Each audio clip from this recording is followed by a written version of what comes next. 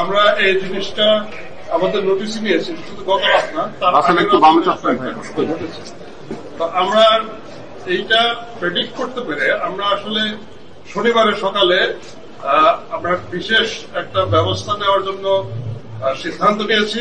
Rapid action battalion, anti terrorism unit এবং Dhaka metropolitan police 3 organisation মিলে তারা একটা ইন্টেন্সিভ পেট্রোল প্রোগ্রাম নিয়েছে।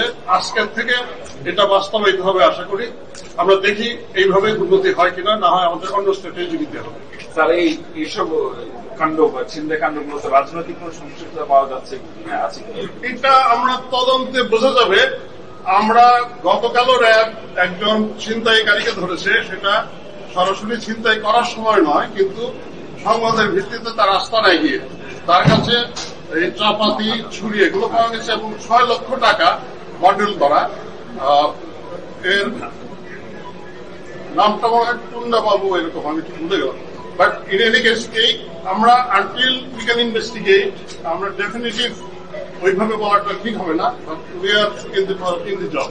স্যার, অপারেশন ডেভিল হান্ট যে আমরা উল্লেখযোগ্য কোন অ্যাচিভমেন্ট দেখছিলেন, কি কারণ স্যার? ডেভিল হান্টটাও আসলে সন্ত্রাস, যারা সন্ত্রাস করে সমাজ বিরোধী যারা, তাদের বিরুদ্ধেই আমরা শুরু করেছিলাম বেশ কয়েকদিন আগে।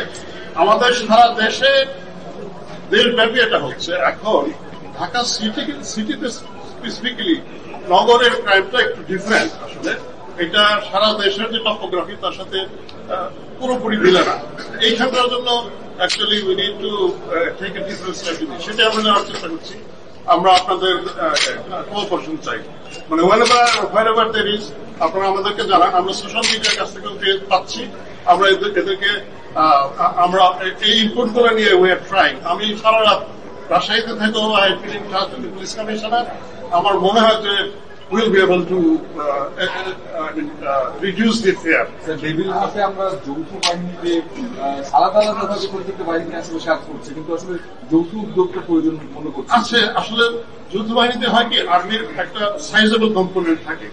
পুলিশের কিন্তু এত বড় সাইজ না। আমাদের যে কম্পোনেন্ট থাকে, একজন সাব ইন্সপেক্টর যে আইনগত বিষয়গুলো দেখার জন্য উনি থাকেন ওনাদের সাথে, কিন্তু ওই বাইরে থেকে এতটা চোখে পড়ে না। কিন্তু আসলে দ্যাটস এ জয়েন্ট পেট্রোল। এটা আমরা হয়তো চেষ্টা করবো যে আরেকটু বাড়ানো, যাতে মানুষের কাছে আরেকটু ভিজিবিলিটিটা বাড়ে। দেশের আইন শৃঙ্খলা পরিস্থিতিতে, উদ্বুদ্ধ পরিস্থিতিকে অস্থিতিশীল করার জন্য ডিফারেন্ট কোনো মোটিভ কাজ করতেছে কিনা? আসলে তো এগুলো সবগুলোই সাপোজিশন। এগুলো these are different ways to look at it. এটাও তো হতে পারে। I mean, একটা গোষ্ঠী চাচ্ছে না to make to build up this, আমরা build up the stability. একটা গোষ্ঠী চাচ্ছে না, এটা তো সবাই বলে, মানে they must be trying to do so.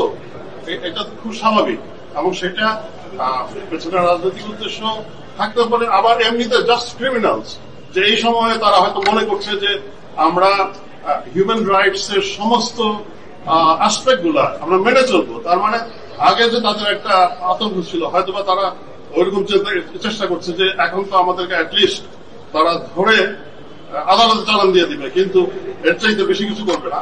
কিন্তু আমাদের যেটা করতে হবে, এই গভর্নমেন্টের যেটা কমিটমেন্ট, যে আমরা হিউম্যান রাইটস এর প্রত্যেকটা অ্যাসপেক্ট অবজার্ভ করেই আমরা অপরাধ নিয়ন্ত্রণে আনবো। That is our actually commitment.